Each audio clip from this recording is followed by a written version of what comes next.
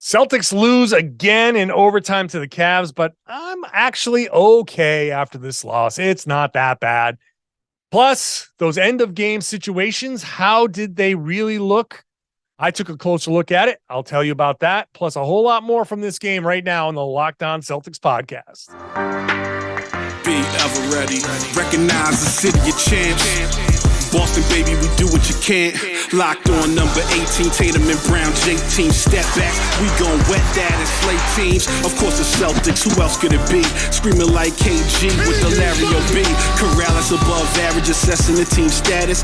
Best daily pod, no cap, salary matching. Clutch like Bird the DJ, keep John on replay. Prime time, dapping up the truth on the sideline. Raining J's, how it started, raising banners, how we finished. Locked on Celtics pod, home of the winners. B.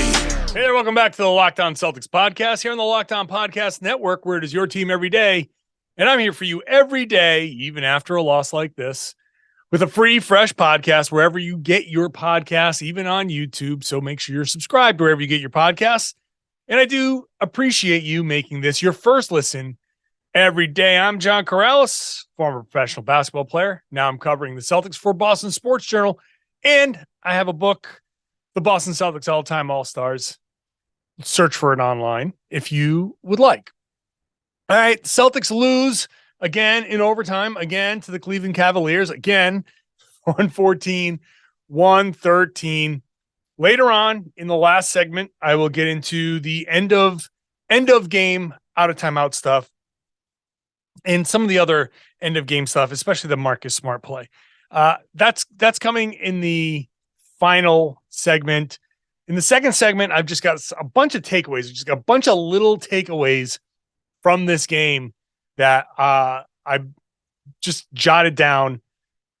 First, I will talk to you. I just want to express my feeling that this Celtics team is going to be just fine, and I think what we're seeing is just the natural progression of a team that's kind of trying to figure it out all over again. First of all, today's show is brought to you by PrizePicks. PrizePicks is giving first-time users a 100% instant deposit match up to $100 with the promo code Locked On. So it's PrizePicks.com with the promo code Locked On. It's a pretty good deal. The Celtics are now 4-3, and they have 2 overtime losses and a loss to the Chicago Bulls, who they play next. And so, as Sean Grandy was saying after the game, Celtics have only lost once in regulation.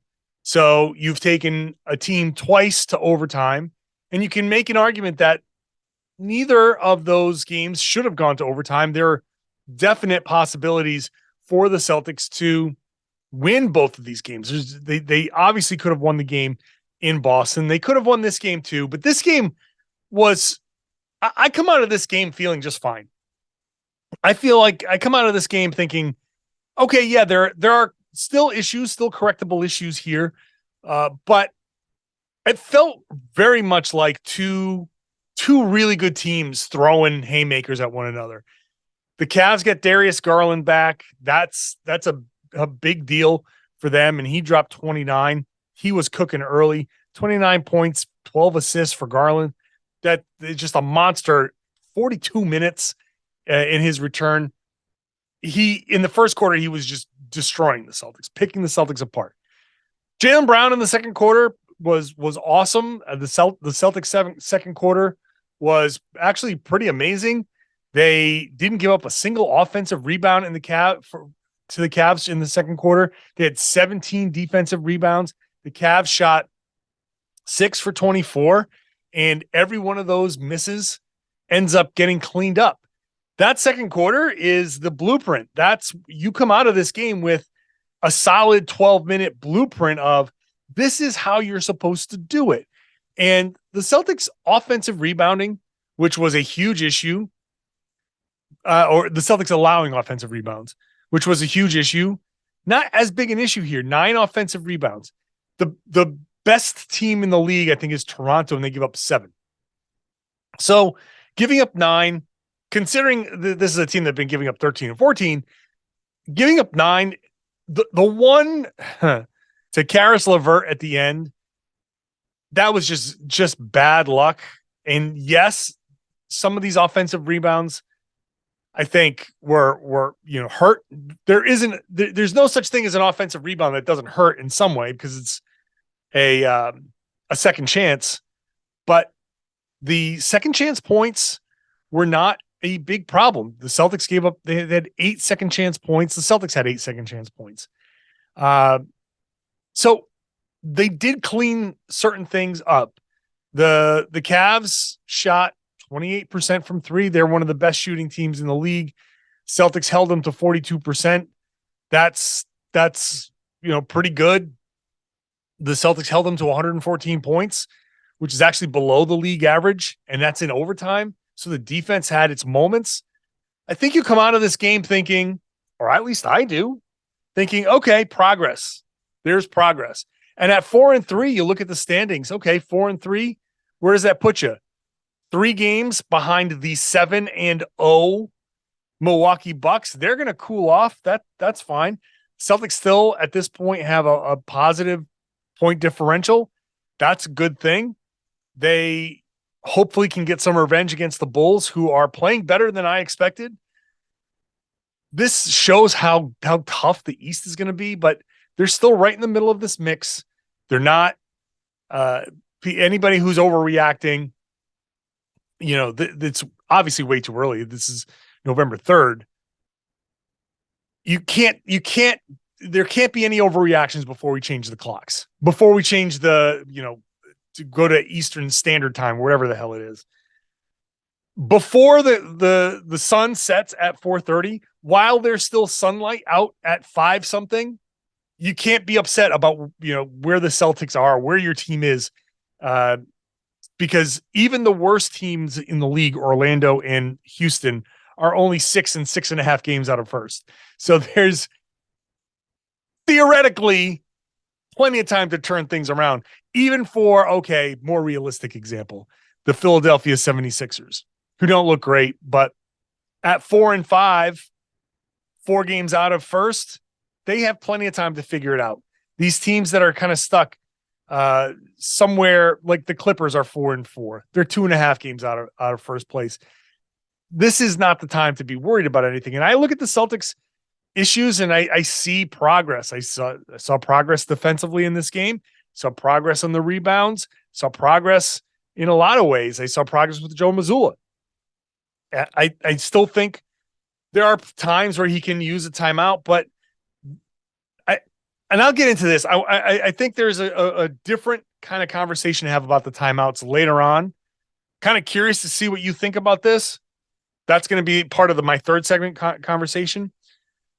I do think that a byproduct of not using the timeouts might be that guys are playing more and they're getting more tired. Like there aren't the breaks in the middle of the game where you can sit and get a rest for a couple of minutes. And so I'm feeling like there's playing through some of these things, but I also think that every once in a while there's a timeout to be called just to, okay, you know what? Let's just calm it down. Even if the other team's on like a 6-0 run, let's just take a second. Let's get some breath, get a cup of water or whatever, and just, rest a little bit, because at the end of this game, everybody looked gassed. And with the lack of timeouts, and hey, I love no timeouts because that makes the games go by faster. And maybe I can get my work done a little earlier. So anything that speeds up a game is great with me. But for the Celtics, I'm wondering if there are other reasons why a timeout might actually be beneficial. But I did see progress from Joe Mazzulla or not. I don't know if progress is the right word. Something encouraging with the out of timeout plays. So overall, my take out of this game, I come out of it feeling good. I think the Celtics are fine. You lose by 1 to the Cavs. They're a good team. They're a really good team. Garland is legit. Obviously, Donovan Mitchell is legit. Mobley is legit. Jared Allen. These guys, this is a good team. They are They are 6-1 and legitimately 6-1. Like that's a team that's going to be a problem. Now, I don't know how far they're going to go in the playoffs. I don't know if they're going to have some issues, but that's a team that I don't think they're going to fall off this year, barring any injuries. I don't think they're going to fall off like they did last year. I think Cleveland is a team to worry about in the East, and so is Boston. And so this is two really good teams going at each other. And so I come out of it feeling pretty good. I do have a bunch of takeaways, including Al Horford playing maybe a little bit too much. Marcus Smart, there's a lot to be said about Marcus Smart. And Sam Hauser, wasted time on the floor. So that's all coming up next. You're not going to waste your time when you're playing PrizePicks. PrizePicks is a lot of fun, and it's a very simple game to play. Daily fantasy done right. Daily fantasy made easy. All you got to do, pick 2 to 5 players, and if they go to score more or less than their PrizePicks projections, you can win up to 10 times your money on any entry. This isn't like playing the Powerball. You are going to make very easy picks. In fact, I have PrizePicks up right now. You can go across the leagues, across the top, all these leagues that you want. So I'm going to pick Mac Jones on Sunday. I picked over/under passing yards. I'm going to take over 210. And then I'm going to go to the NBA and say Steph Curry is going to go over 26.5 points in his game against Orlando. And then I'm going to say in the World Series, Justin Verlander is going to start that next game. 5.5 strikeouts. I'm taking the under on that. And if it's that simple, click, and you can win. And like I said, you can go across all these sports. 60 seconds or less, safe and fast withdrawals. That's something that's always an issue. Currently available in over 30 states and Canada. Download the PrizePicks app. Go to prizepicks.com. Sign in. Play daily fantasy sports. You against the projections. First-time users, you get a 100% instant deposit match up to $100 with the promo code Locked On. If you deposit $100, you get $100. If you deposit $50, PrizePicks gives you $50. It's very simple, but you have to enter the promo code Locked On at sign-up for an instant deposit match of up to $100. Thanks for making Locked On Celtics your first listen every day. How about making Locked On Sports Today your second listen? It's a great show, covers all sports, and has all the big stories, all the games that matter. You can go beyond the scoreboard, behind the scenes, with the local experts that only Locked On can give you. Really, it's just insight that you won't find anywhere else. Locked On Sports Today. It's available here, wherever you get your podcast. It's also on YouTube. Couple of extra takeaways from this game. Al Horford was clearly laboring at the end of this game. He ended up playing 40 minutes. He played 40 minutes. And that's just too much. It's too much. Al Horford should not be playing 40 minutes in a game in early November. Again, before the clocks change, Al Horford, 30 minutes a game max. Just you have to preserve Al Horford. And if I have a qualm about Mazzulla right now, it's that he is playing Al Horford too much. 40 minutes. By the end of the game, he just looked like toast. And that might have been part of the reason why Karis LeVert was able to sneak in and grab that rebound.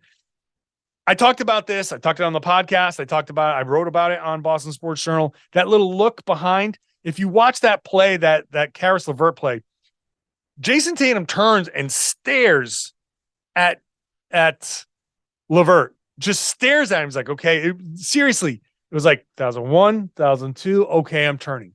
Now, at that point, LeVert broke, but he couldn't get to that same spot that he was getting to. He got lucky that a shot straight on bounced off to the right, and it was a long rebound.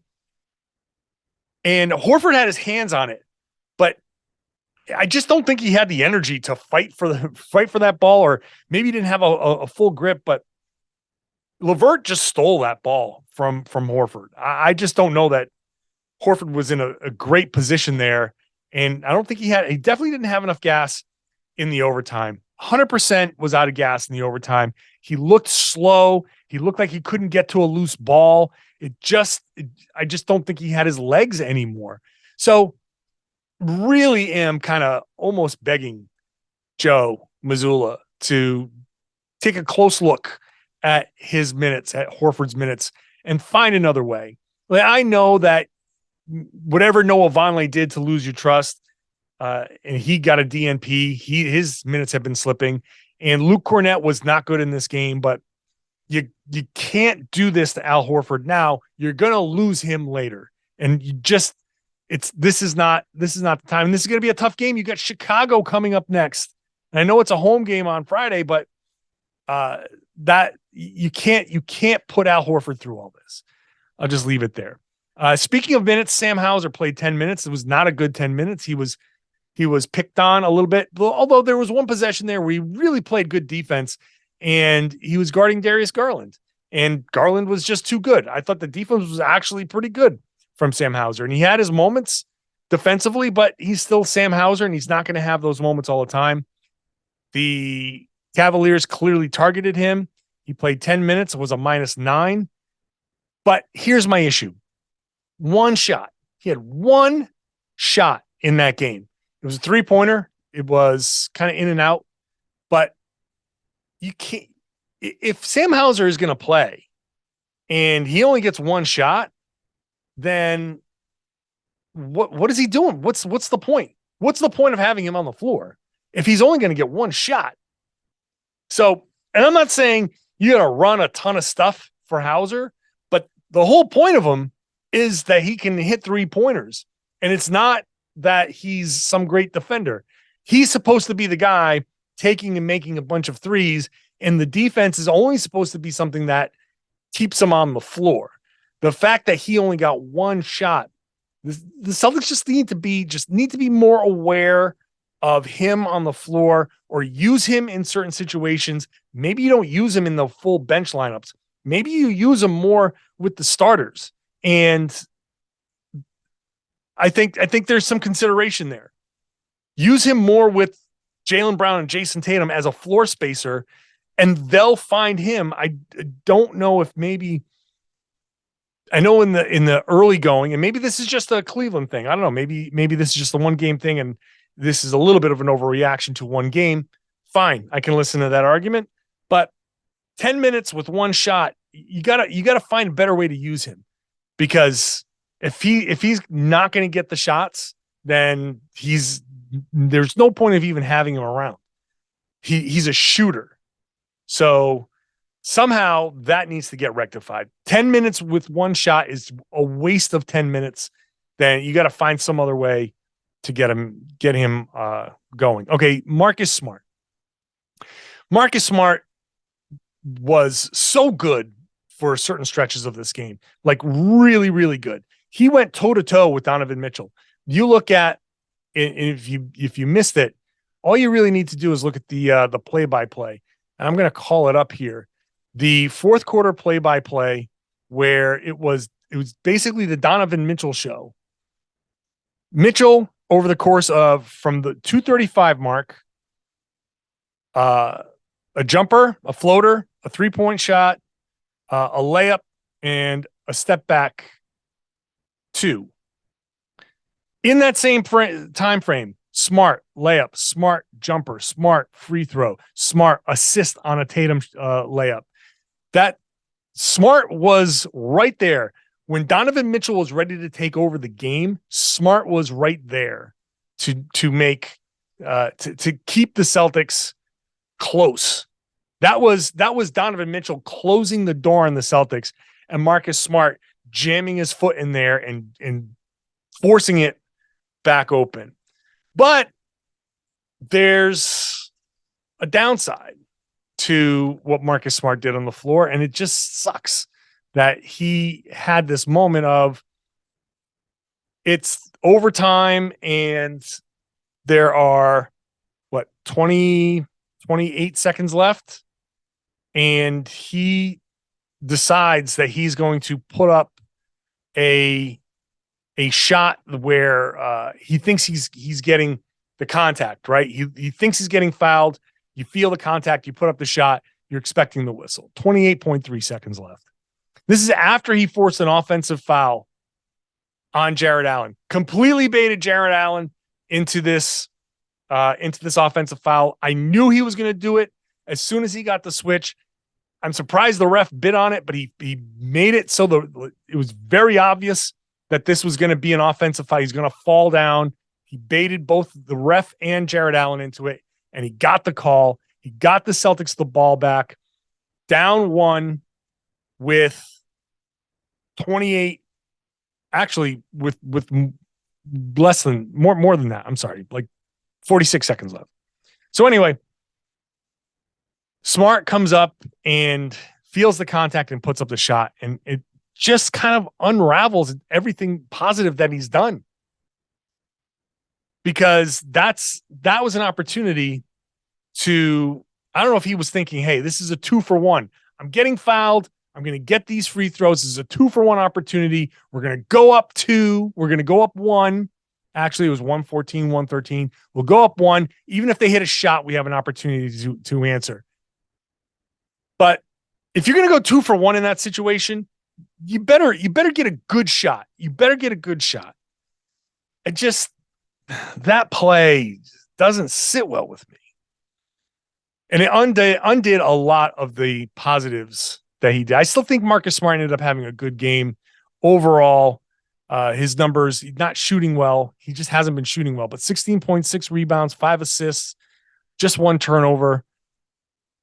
And that offensive foul, I thought he was doing a lot of crafty things in this game. He was really, really good. And then he had that play. Just better awareness is what I'm looking for. All right, end of game stuff. The last two, the end of regulation, the end of overtime. I'll talk about that when I come back. You know, the Celtics had opportunities here. If they had shot better than 27% from 3, they would have won this game. You know, Jaylen Brown had 30 points, but 3 of 10 from 3. Jayson Tatum, 26 points, but 2 of 9 from 3. Nobody shot well from 3. So that is a place where the Celtics certainly could have won this game if they had just shot average from 3. They fouled too much. In the fourth quarter, they gave up 14 free throws, giving the Cavs an opportunity, gave them life. And after the Celtics had a big lead, this was an opportunity for the Cavs to get into the penalty, and Celtics just kept on fouling. So we didn't need to get to these end of game situations. We didn't need to get to these end of game out of timeout plays, but we did. And one of them was great. Jayson Tatum had an amazing game. I think in a lot of ways, not shooting well, but Tatum overall had 12 rebounds to go along with his 26 points, 6 assists, 4 block shots. The end of regulation block shot against Donovan Mitchell was awesome. He had really good defensive game. He did have the 6 turnovers. 4 of them came in the first half. 3 of them were steals. That was bad. That was old habits that get yourself into trouble. Try to make a pass when you're already in the air and you don't have a plan, and those turned into turnovers. That was bad. Second half, 2 turnovers. One of them was a pass out of bounds. I think he was trying to find Horford cutting baseline. Didn't quite connect. That ball went out of bounds. Okay, that sucks, but it's not too bad. And then there was a travel. That's a point of emphasis. Travels are being called a little bit more. Carries are being called a little bit more. You saw Malcolm Brogdon get called for one of those. So Tatum had this, I think, generally awesome game. And if he had shot anywhere near what he's used to, that, again, Celtics could have won this game. So they call an out of timeout play for him. And I thought it was really, really great with Marcus Smart at the free throw line, Jaylen Brown on one hash mark, Al Horford on the other hash mark. Horford clears out to the corner to space the floor. Smart sets a fake screen. He fakes the screen for Jaylen to freeze Donovan Mitchell, and he goes up to get the pass from Grant Williams.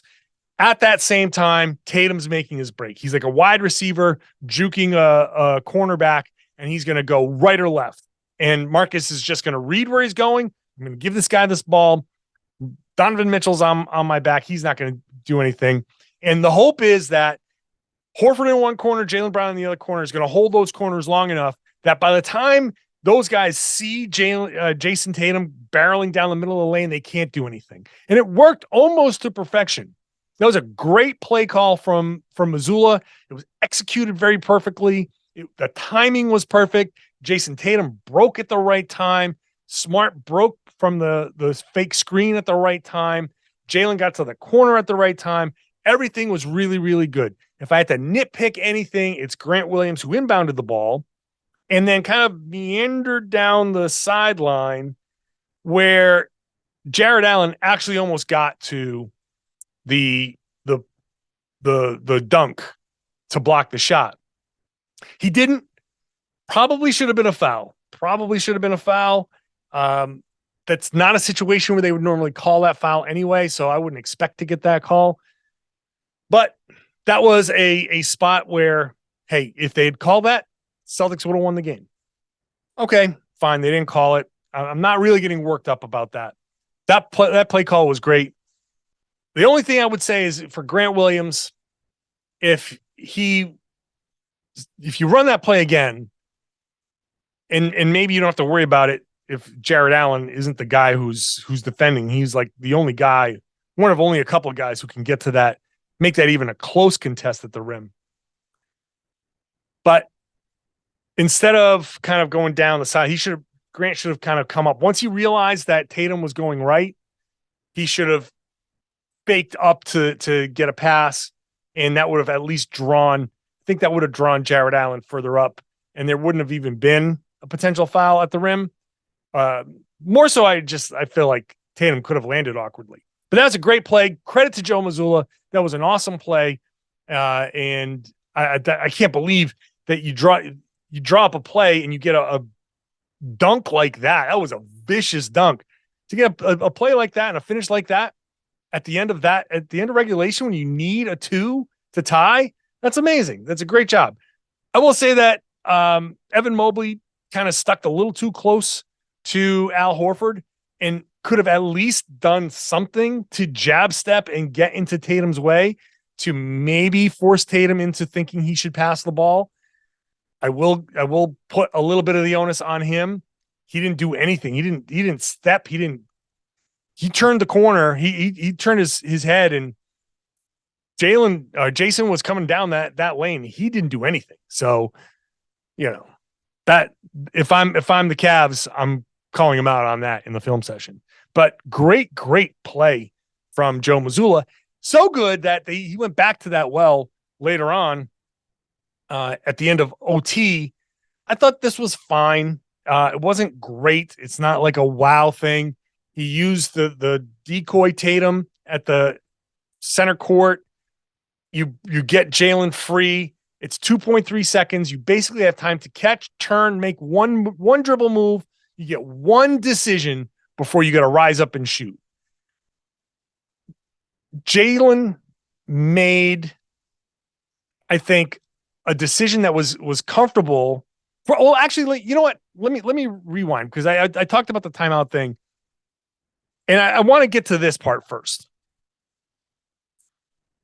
The rebound that Jaylen Brown got in that situation, everybody has to know if you rebound a miss that you call timeout before you dribble the ball, because then you can catch it, timeout, get as much time on the clock, and if you don't dribble the ball, you advance it.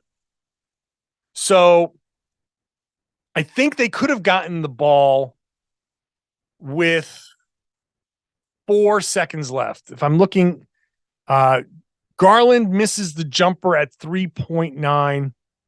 Well, okay. Jaylen Brown gets the rebound, they say at 2.8. And then he had 2.3. So maybe it's not that big of a deal as far as the time goes. But you have at least at your disposal an extra timeout. They had to call 2 timeouts then because he did turn to dribble the ball. So they didn't let them advance. You have to call 2 timeouts to advance the ball. And that left them without any timeouts. So would that have mattered? Maybe not. But the bigger question is,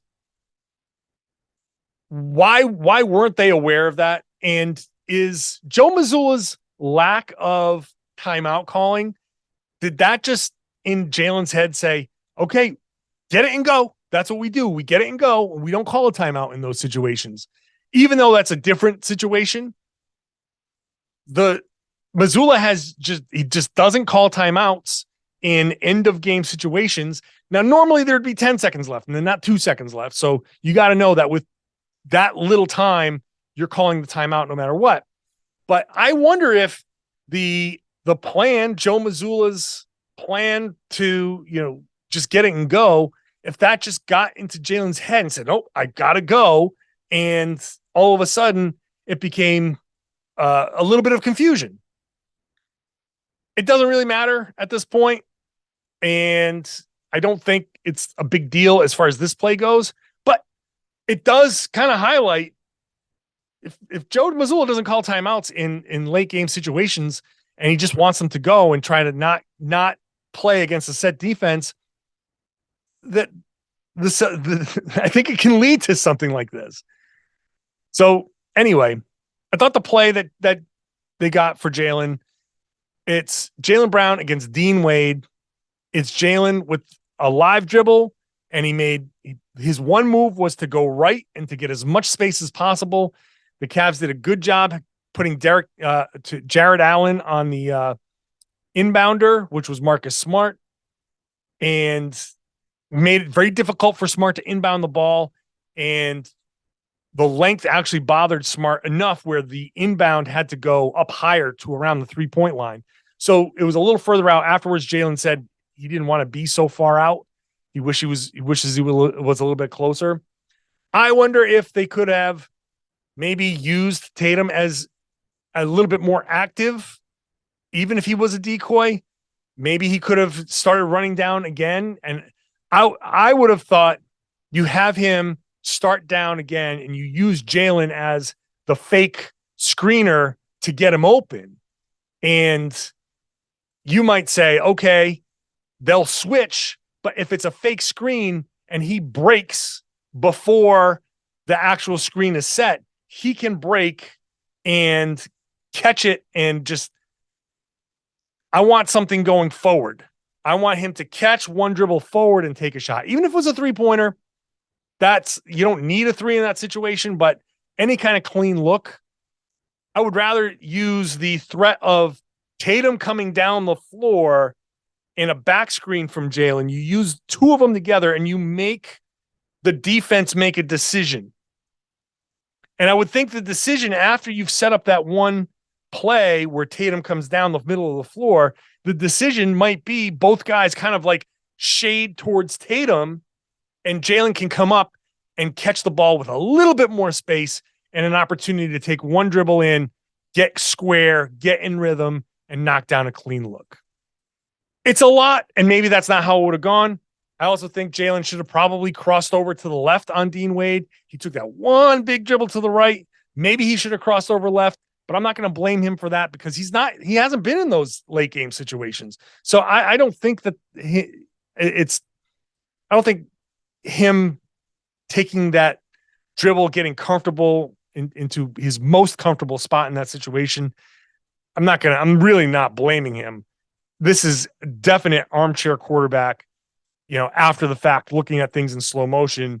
This is film session stuff where the next day you can sit there and be like, hey, maybe you should, if we get you that look again with that much time again, consider the crossover left. And I know that opens your shooting hand up for a guy to come back and contest the shot. But if you've got a guy's momentum going that way, just understand 2.3 seconds is plenty of time to take one dribble and cross back over and get that clean look. You have the time to do that. So I thought overall the look was fine. The shot was fine. Not great, but it was fine. It's a makeable shot for him. He didn't make it. I made it to the end of the podcast. Do appreciate you sticking around. I hope that you enjoyed the podcast. Like I said, I'm okay. I'm okay after this loss. It's not the biggest deal in the world. I hope you are too. I hope you want to subscribe to the show. If you want to watch the show on YouTube, because it's there too. But wherever you get your podcasts, it's fine with me. But I would love it if you shared the podcast, tell your friends and family that they should be listening to and watching the Locked On Celtics podcast here on the Locked On Podcast Network.